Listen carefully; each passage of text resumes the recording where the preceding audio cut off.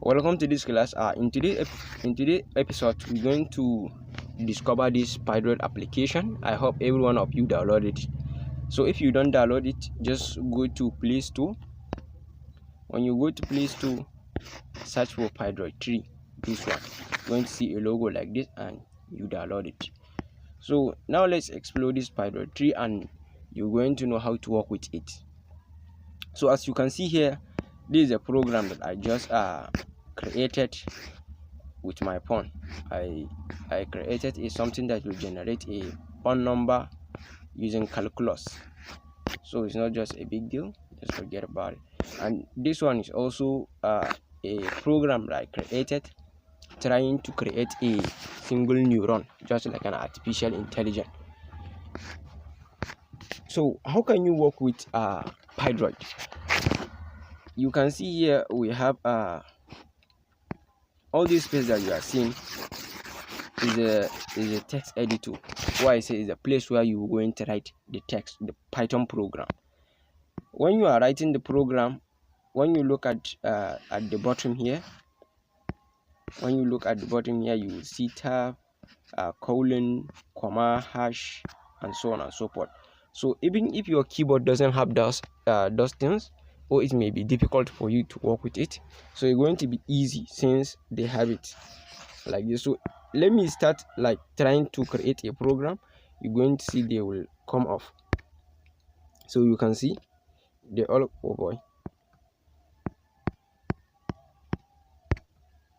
So you see now they come up. See, there is a tab, colon, semicolon, string quote, or I say quote, square bracket, and so on. Also you can scroll.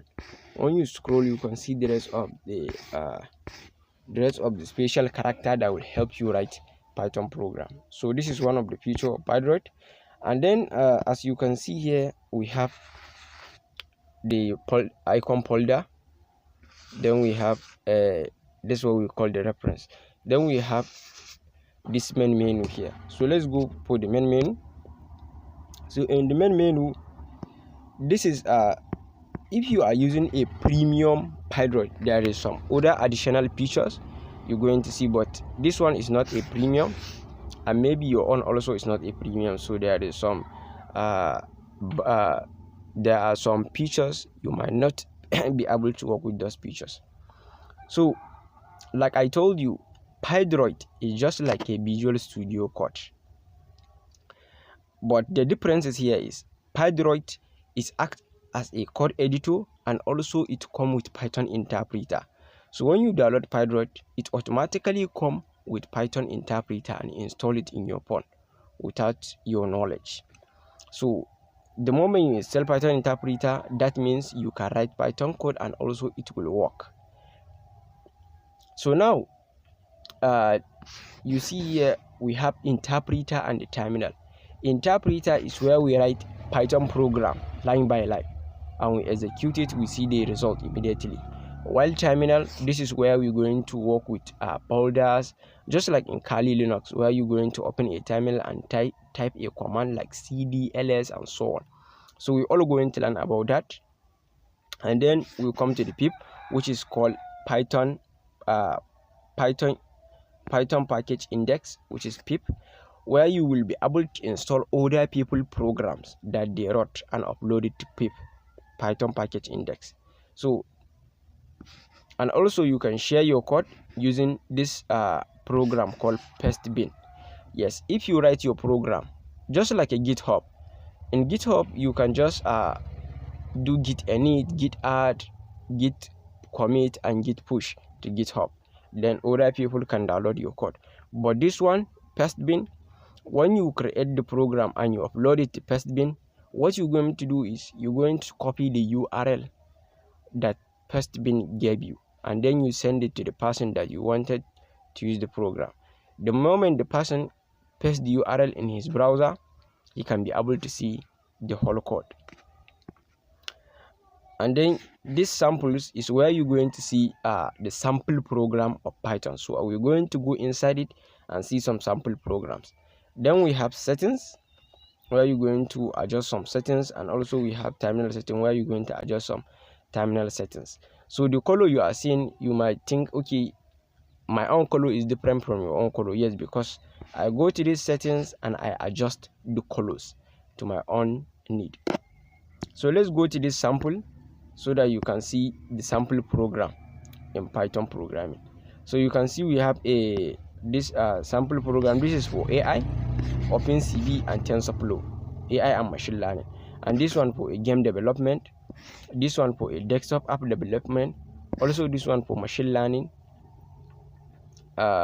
this one also for desktop development, this one for app development, this one for data analytics, and this one just basic Python script. So let me launch this for the game one, which is Pygame. So we have this is the sample games they gave us: full screen scaling, user interaction, bouncing ball, and Pygame hello. So let me go for the full screen scaling because I think it's a Flappy Bird game. I'm very sure it's a Flappy Bird. So let me run it. Yes, I know it's a Flappy Bird. So this game is being created using Python program. And you too, if you learn Python programming, you can be able to create this game. Wow, that's awesome. So you can see Pydroid is very incredible. You can do a lot of things with it. See, right now we see the sample program that has been created using Python programming. We also see the sample program of machine learning and so on. This TK Inter is for desktop application, but I don't know. I think it's going to work in my phone, but let me just test it. Let me test and see. Okay, yes. Okay, this is for tutorial. Tutorial can work anywhere, but the TK Inter program is meant to create a desktop application. So you too can be able to do that. And also I'm going to teach you how to create a program that will do something like this, maybe write your name and so on and so forth. It's just a little bit of calculation that you might need to control this tutorial. So now you see a lot of things you can do with Pydroid. So let me jump into terminal and see you some stuff. So this terminal, in our next tutorial we're going to learn how to use it. This terminal is just like your phone, like a file manager. For example, let me show you what I meant. If you come to EX File Explorer, this is my file manager where I can see my pictures, video, and files, and so on and so forth. If I click on this internal storage, it show me the folders, and when I click one of the folder, I can see maybe my stuff inside. For example, now I click Xender and show me other things that are inside Xender. If I click audio or maybe image, you see I can be able to see my image file. So if you want to do this, this is what I did. I did this all graphically, but I can do the same thing here in terminal. I can open a file, I can open folder, I can list all the folders so that I can see where I'm going.